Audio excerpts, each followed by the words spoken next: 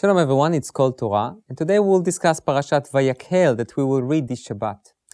In this parasha, at least at the beginning, the Torah again commands us about the Shabbat, keeping the Shabbat, remembering the Shabbat that was already mentioned in the Ten Commandments, in our book, in the book of Exodus, and later on in the book of Deuteronomy. So today I would like to take just a few minutes and talk a little bit about the concept of Shabbat. One of the prayers that we say on Shabbat morning, in davening, is that "Veshamru bnei Yisrael et ha-Shabbat, la'asot et ha-Shabbat ledorotam brit olam." That the Jewish people will keep the Shabbat, to make the Shabbat for generations. And I would like to take a moment and to ask a very simple question. I understand what does it mean, "Veshamru bnei Yisrael et ha-Shabbat," that the people of Israel needs to keep the Shabbat. To keep the Shabbat means that we need to avoid doing all the things that we shouldn't do on Shabbat.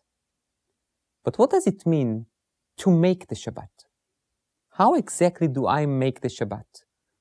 The Shabbat is already set from the days of creation. God created Shabbat. On the seventh day, He rested, and He created rest, and He created Shabbat. So how exactly do I make the Shabbat? What does it mean? We say it every week, in davening in the morning, in the prayers of Shabbat morning. But what does it mean? Some people suggest, some halachic authorities suggest that la'asot et ha-Shabbat, to make the Shabbat, means to keep the Shabbat. So it's basically almost redundant. It begins with the Jewish people needs to keep the Shabbat. And how do they keep the Shabbat? By making the Shabbat Shabbat, which means rest, keep themselves from doing things that we shouldn't do. And this is the way to keep the Shabbat. Obviously, there is validity to this opinion. But today I would like to suggest perhaps a different insight and a different solution for this question. When we think about Shabbat, one of the first things that comes to mind is what we can't do. All the restrictions, all the obligations, the responsibilities that we have. And it's a very interesting thing, the Talmud says that Shabbat is called matana, a gift. Hashem said to Moshe, I have a special gift to give you, and the name for this gift called Shabbat. Now, we always view a gift as something that we benefit from, something that we like, something that we anticipate to have. Can't wait to open the present and to get the gift. But if our view on the gift of Shabbat is, there are so many restrictions. There are so many things that we can't do, so how exactly is that a gift? And if that's a gift, how come that it's not being celebrated and observed by everyone? If you compare, for example, how many people keep the Shabbat and how many people keep, for example, Passover night or Yom Kippur night, we see a tremendous gap. We see shuls that are being filled up with Jews coming for the high holidays or Passover night, but on Shabbat, it's just another Shabbat that some people come and some people don't. So how is that a gift? I would like to suggest that sometimes our view on Shabbat is probably not exactly the correct view. Let's think about what we can do on Shabbat. We can go to shul together as a family. We come back from shul and we give a blessing to our children. No phones, no distractions, no nothing. We can look at our children's eyes and give them a blessing.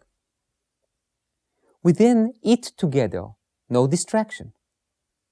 Talk about the week, talk about our aspirations, talk about our challenges as a family. Have a wonderful time, wonderful food, wonderful singing. Learn some Torah together, and just talk about our week. And then Shabbat morning, we all read the same narrative from the Torah, so we have something to discuss that we all can contribute to. We all can learn and discuss. And again, having a family time with no distraction. No one needs to go anywhere. No one needs to be somewhere else. No one has a meeting. No one has an email. We can all sit together and enjoy ourselves, enjoy each other, and enjoy the atmosphere and the opportunity that Shabbat provides us. sometimes, when it comes to business decisions, when you want to quote-unquote sell something, sell an item, a product, some of the success of your ability to sell product is how do you present it to others? How do you convey it to others? If we would convey the Shabbat, not only, we're not going to hide it, that there are many things that we can do on Shabbat. But even those things that we can do on Shabbat are not there just to make our lives miserable, but rather to allow us and to provide us the time to really concentrate on what is the most important things in our lives. Our children, our families, our spouse, our friends, our Torah learning, our connection to Hashem, our families. If we will try to convey that message of Shabbat, that, in my opinion, is the understanding of making the Shabbat.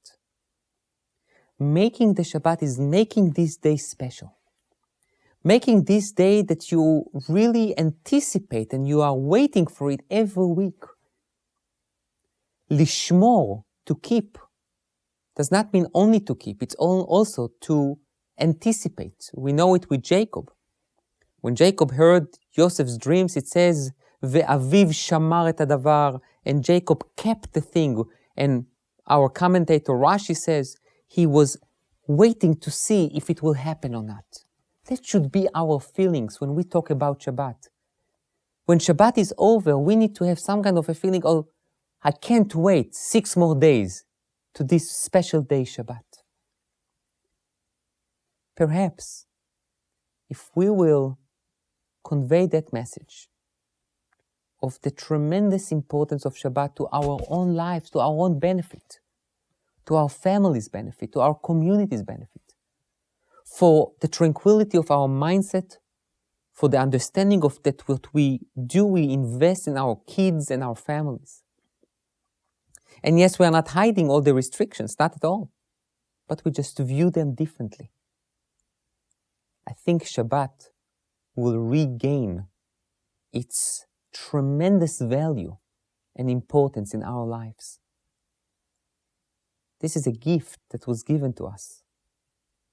Let's take this gift, understand it, and share it with as many people as we can, because not only their lives will become better, our lives will be enriched as well. Thank you.